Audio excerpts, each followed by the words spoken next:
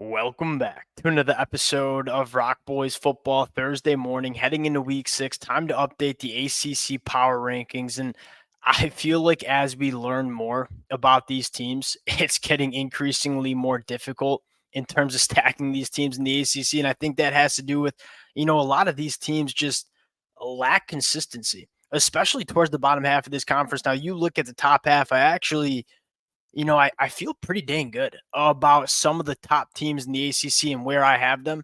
When I get to the bottom half, that is when I think I start having some trouble. Now, I think the beauty of doing this is hearing from you guys in the comments section. It was hot in the comment section last week with the ACC power rankings. I wouldn't want it any other way.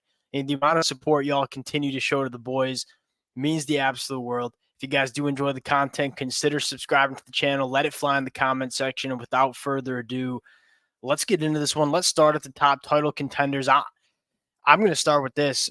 Louisville was awfully close to putting them into that title contender category. I know they lost on the road at Notre Dame. Louisville impressed me in that football game. You take a look at some of the numbers in that game. They outgained Notre Dame by over 100 yards. They had 3 turnovers in that football game. They were 1 of 5 on fourth down. There were a lot of plays in that football game that did not go Louisville's way that I think kind of led them to losing that football game. But I came away from that game saying, this is a team that can compete at the highest level of the ACC. So I think Louisville, although losing to Notre Dame, I left pretty impressed with in terms of where they sit within the ACC. Now you look at the top, Miami, Clemson. I still think these are the two teams to beat in the ACC. You look at Miami and Cam Ward. My biggest takeaway from that game Friday night against Virginia Tech was, look, Miami played their worst football game all year against Virginia Tech Friday night.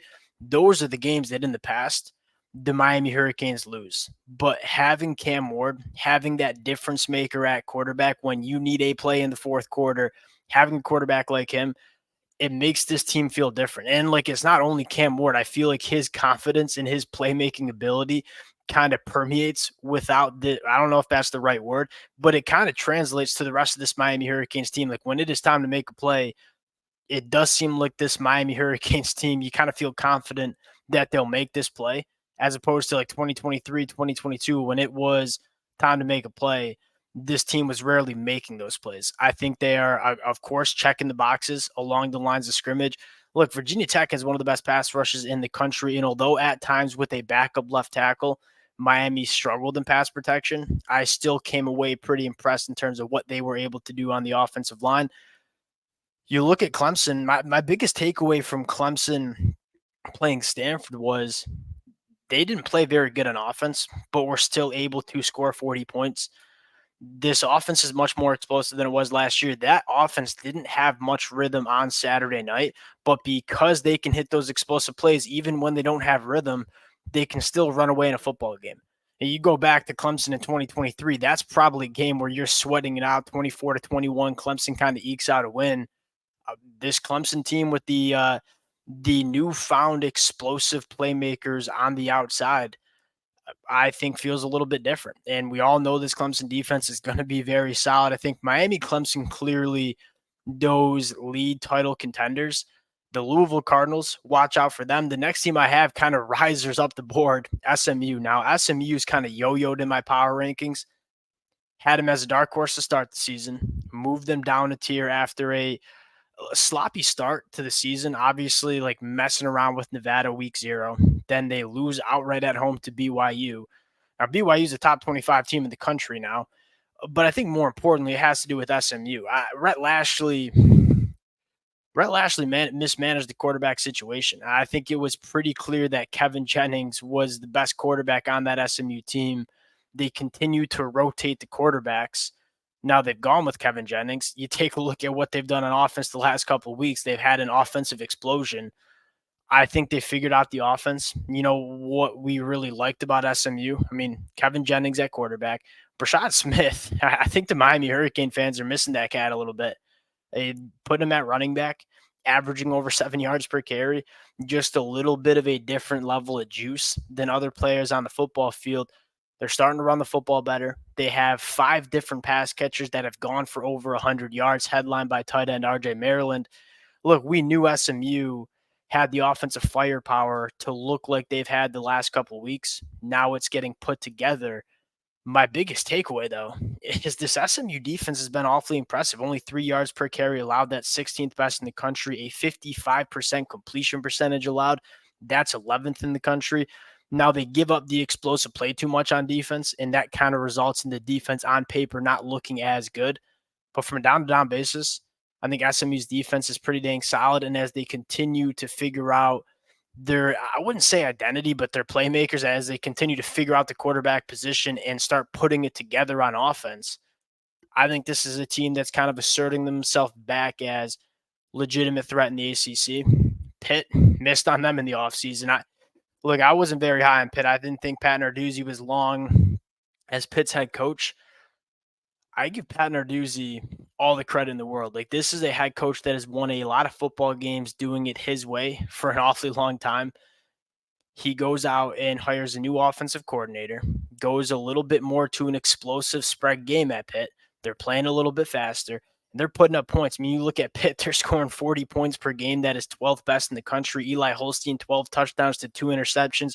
They got this cat from West Carolina, running back Desmond Reed, kind of like Brashad Smith, a 7.3 yards per carry, a little bit smaller, but a ton of juice in space. They're doing a nice job of getting him in space.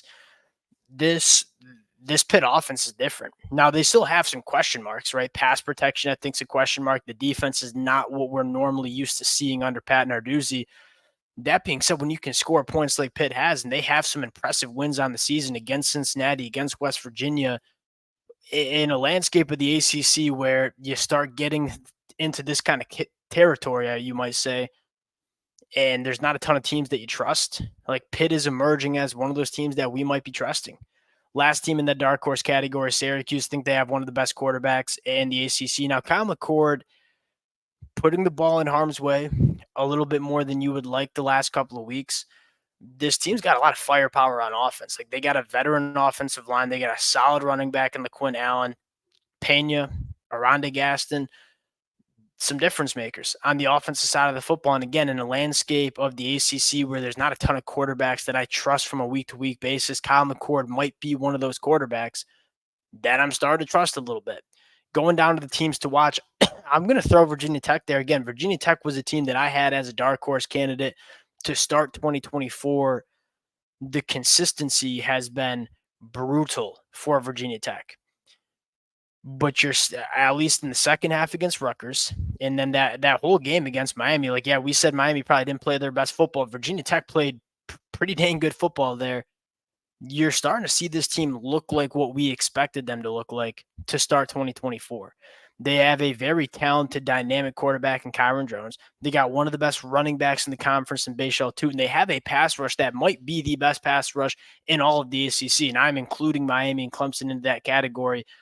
I mean, Antoine Power-Island is just a different animal coming off the edge, and then you have Aeneas Peebles on the inside. This Virginia Tech team, you're starting to see the qualities that we were so excited about for Virginia Tech coming into the season kind of show up for Virginia Tech.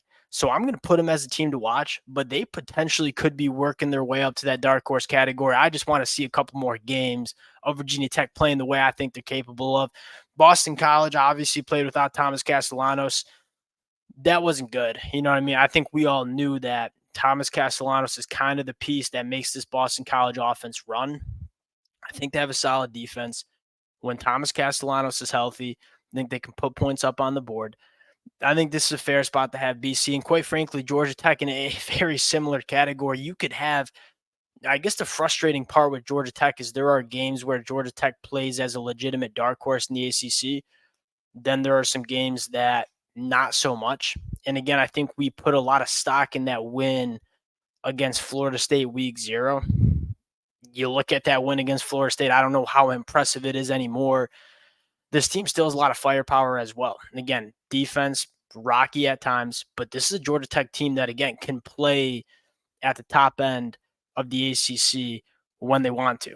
But it's also like it's a little bit of a roller coaster ride with them Georgia Tech Yellow Jackets. NC State, you could probably start another tier here. Like, I think Virginia Tech, BC, and Georgia Tech would be almost just put them up at dark horses and then have this be the teams to watch tier. NC State, We were all very high on NC State. I think NC State was another one of those ACC dark horses that just isn't working out right. Grayson McCall goes down with an injury. They go to the true freshman Cedric Bailey, who impressed at times, but you can tell he's a true freshman.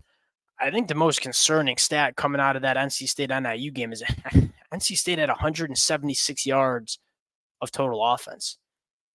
They won the football game, but that's preposterously low. And again, the question mark is like they're not running the football like we thought they would. Now you have a true freshman quarterback with all these weapons, but they're kind of struggling to get the football to the weapons on the outside. You're going to need to see more from NC State, specifically on offense, with that true freshman quarterback, Cedric Bailey, before we are putting NC State any higher. Duke's 5-0. My biggest question mark about Duke is like, what's the most impressive win you've seen from Duke?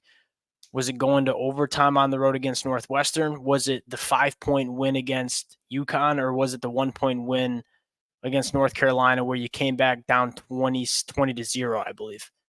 Like Duke's 5-0, and that's huge for Manny Diaz and this Duke program. But how good are they actually is probably the question. Stanford's tricky. Like that offense that Stanford runs with Ashton Daniels, you see some of that triple option stuff. They're just trying. And what I love about what Troy Taylor's doing is he knows that Stanford doesn't have the talent that a lot of these other teams have in the ACC. You're kind of leaning on a lot of scheme, and the scheme is pretty damn good. Like every single time Stanford plays, you're seeing Stanford give opposing defenses a lot of problems. I think my concern with Stanford would be the more you put that stuff on film, how successful consistently is that stuff going to be? But I've been impressed with Stanford. Again, I don't think the talent is quite there for Stanford, but they've been dialing it up. Cal's been a weird team. I mean, they go on the road and beat Auburn. You're kind of fired up about what Cal can do. That offensive line's a disaster. Like straight. And I think we overreacted and said, "Oh, Florida State's defensive line, it might be back after beating Cal and kind of dominating them up front." I think the bigger storyline from that game is just Cal's offensive line is not very good. I like Fernando Mendoza. I think he's a gamer, but I don't think he's an elite quarterback. Besides Jaden Ott at running back, but behind a bad offensive line, like what scares you with that Cal offense? Now, I think the Cal defense is pretty dang good, and maybe I'm a little low on Cal, but there's just not a ton that necessarily scares you about Cal, specifically on the offensive side of the football. The teams in the not great category, like Florida State's a dumpster fire. I don't think the roster is nearly as good as what we thought it was going to be. That being said, they're also just not even playing close to what the talent is. It seems like that team is kind of getting ready to quit. Now they're going to make a change at quarterback with DJU getting banged up. The change at quarterback could give a spark to Florida State, but there are so many other problems within that Florida State team than just the quarterback. Like, yeah, DJU has not been good. You can't really defend him. The offensive line can't pass protect. They can't run the football, and they don't really have wide receivers that can win down the field. And so, like, yeah, the quarterback play hasn't been good, but this is not a good situation for any quarterback to step into. North Carolina, Virginia, Wake Forest. Wake Forest, the worst team in the ACC. Virginia, Anthony Calandria is a fun player to watch, but I don't think they're all that good. And then UNC, kind of like Florida State, just kind of falling apart in the 2024 year. That'll do it for ACC Power Rankings. Again, would love to hear from you guys in the comment section. Appreciate the support y'all been showing, and we'll talk to y'all later. Peace.